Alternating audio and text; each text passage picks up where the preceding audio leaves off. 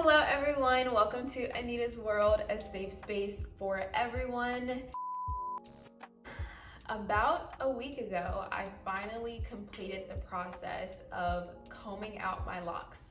I had my locks in for about a year and a half, and when I finally completed the process, this was my reaction.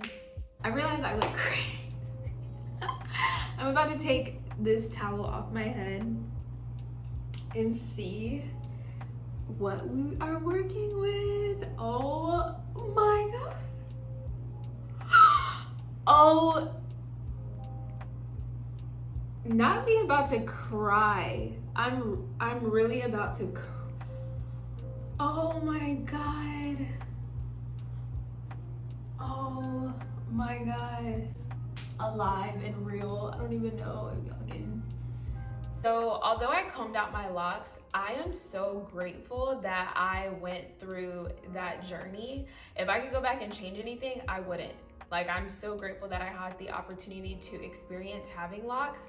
And it's just another reminder. A lot of times we're so focused on arriving at the destination. So in this case, having my hair finally lock, that we fail to forget that the beauty is really in the journey. And sometimes we don't realize that until we go back and reflect on it. So I'm really just grateful for the journey more than anything. That was the most important and pivotal and transformational part, versus the physical appearance of my locks alone. I shampooed, conditioned, detangled my hair, but it was still very dry and brittle, and there's a lot of dead hair. So I went to my hairstylist that I would see before I had locks, and she did a deep, intensive conditioning treatment on my hair. And then although I'm gonna be wearing my curly hair, she blew my hair out so that she was able to just kind of assess the state of my hair in terms of how it was falling, the dead hair, split ends. And so she did cut my hair. There is still more, there's still more that needs to be cut, but she's just gonna do it gradually. And my hair is definitely in a much healthier place than it was a couple days ago. But I just want to make it clear, I love my locks. Whenever people say they want to get locks, I'm always encouraging of it if that's something that they want to do. But there are things that I wish I would have been aware of, or things that just are not really talked about that often. So I want to go over what they don't tell you about locks, what you should know about having locks beyond just, what you may hear or see on social media. Because we see these people with beautiful locks, healthy locks, thick locks, long locks, but we don't think about, what they've gone through in the process and the challenges they faced. So the first thing is locks can cause a lot of tension on your scalp, and that tension can lead to thinning, and even depending on how sensitive your scalp is, even maybe balding. And I'm speaking about this from seeing it in other people, but also my own experience. So one of the reasons I decided to comb out my locks is because the tension that it was causing on my scalp, as my locks started to thicken, as they started to kind of have more weight to them, and mature, the tension on my scalp was just continuing to get worse. It was around the perimeter of my hair, the back of my hair here, and then also at the crown of my head. And I didn't really get retwists too frequently, but I was still noticing that tension. And so I decided to, do my hair myself, and I would wash it, condition it, do all that, and I wouldn't immediately retwist it. I would wait a couple days, let my scalp kind of breathe, so to speak. But it's still, I could feel the tension on my scalp, and my locks were not even that long, to be honest. So that was my experience. And when I went to get my hair done yesterday, my hairstylist brought to my attention that my hair was thinning at my crown, and you can't see it now because I have a side part to kind of hide that, but the crown of my hair was thinning due to the tension of the locks on my scalp. And I have a very sensitive scalp, so again, this is like my experience.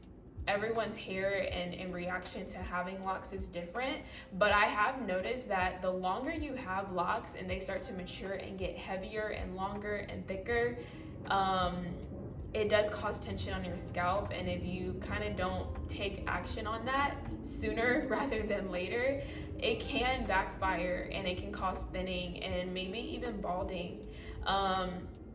Something that I would have done is I probably would have been taking like biotin or taking a supplement that helped with collagen and keratin in my hair to really, like, something protein based of some sort to strengthen my hair during the process. I think that probably would have made a difference. So that's something that I would like recommend to someone if they consider getting locks. And I think if you have, my hair is really thick, but I think if you have fine hair, that's something to keep in mind, is that thinning, balding, tension on your scalp is a high possibility. And so you want to be aware of that.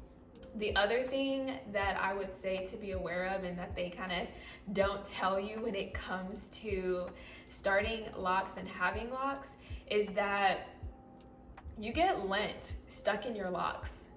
And that's lint from your pillowcases, from your blankets, from your clothes, any kind of fabric. And this is something that even if you don't have locks, lint gets stuck in your hair. But the difference is when your hair is not locked, you can just comb it out. When you have locks, over time, that lint is able to get trapped into your lock more easily, and then it just becomes a part of the lock. I mean, you really can't really do much about it in terms of getting it out without disturbing the lock itself. So something that I did to keep it to a minimum, I experienced it slightly, not as severely as other people, but what I did to kind of minimize lint getting trapped into my locks, because if you ever see people with locks and it almost looks like there's like white patches in their locks or there's buildup, a lot of times it's lint.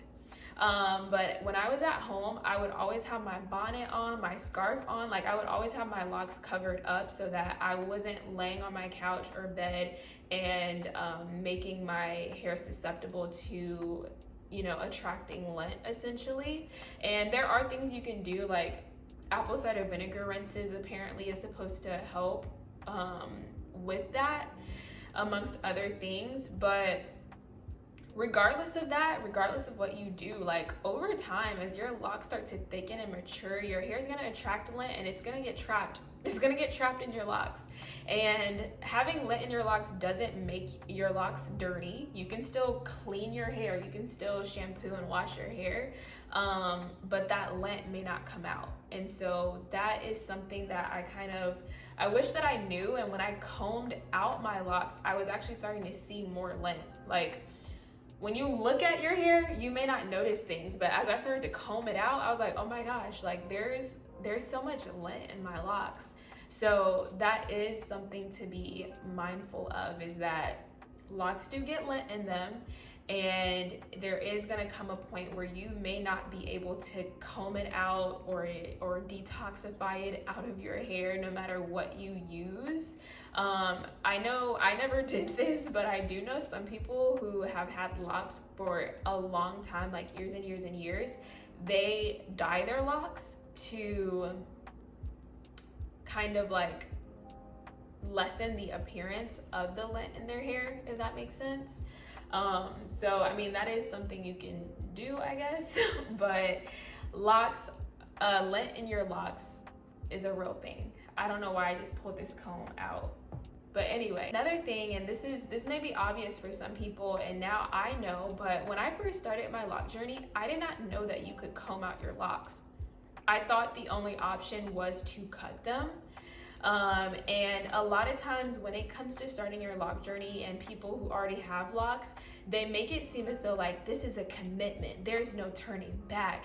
You know, once you have locks, like you're locked in. And that's not true, because it's a journey and everybody's journey is different. Some people have their locks for decades. Some people have them for 5 to 10 years.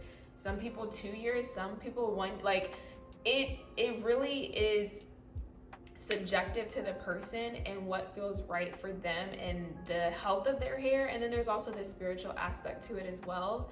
But I definitely think that it's important to know that there are options other than cutting your hair, and that if you do decide to get locks, that is not the end all be all. It's not a, oh, there's no turning back. You can comb them out. It does require a lot of patience. It requires a lot of like gentleness. It requires a lot of time. So it may not be what's best for everyone, but just know that like you don't have to feel trapped with your locks. You don't have to feel like there's no way out or there's no other option other than cutting your hair. You can comb out your locks and actually retain length and rejuvenate the health of your hair. So I just wanted to share my experience and what I've learned and the things that people do not tell you about having locks. I think that if you want to have locks, you should do it. It's a very transformative journey. And once you realize that it's time to end that journey, if you even make that decision, that is okay. It doesn't mean that you have commitment issues, or it doesn't mean that it changes who you are on the inside. A lot of times we have such a hold onto our hair as part of our identity, and you know, having natural hair is such a beautiful thing, and that's the beauty. We can do so many different things and go through so many different journeys throughout. So I just wanted to share that. Thank you so much for watching.